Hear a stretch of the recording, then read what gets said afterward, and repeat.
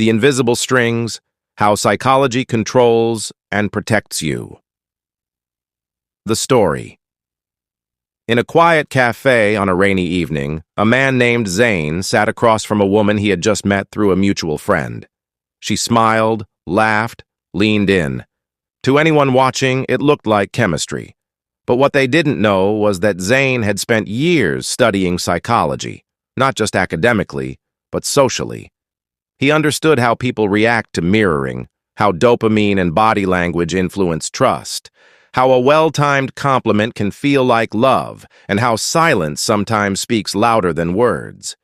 He wasn't manipulating her, not with bad intent, but he was shaping the conversation, planting ideas, evoking emotions, and creating an experience where she felt deeply connected.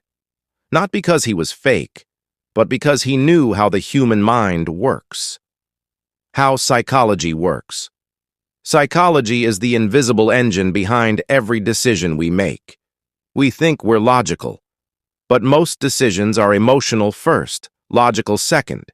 We believe we have free will, but our past experiences, traumas, habits, and environment are constantly influencing us. Even a color, a smell, or a tone of voice can shift your entire mood and make you trust, fear, or fall for someone.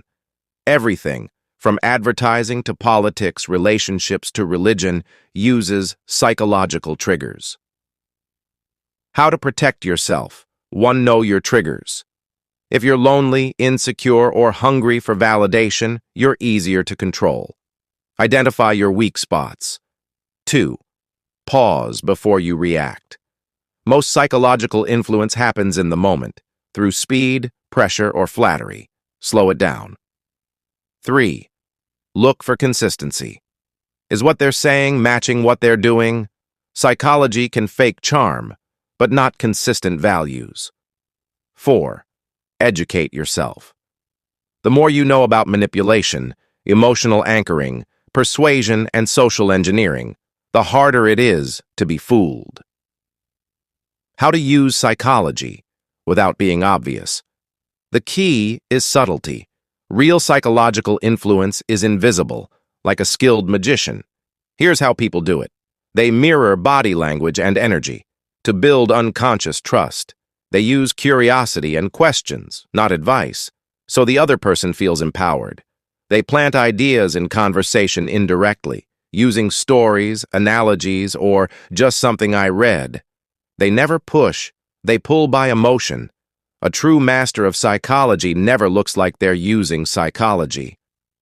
Final thought.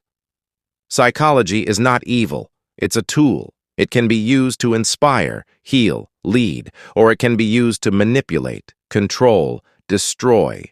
So if you want to protect yourself, learn it.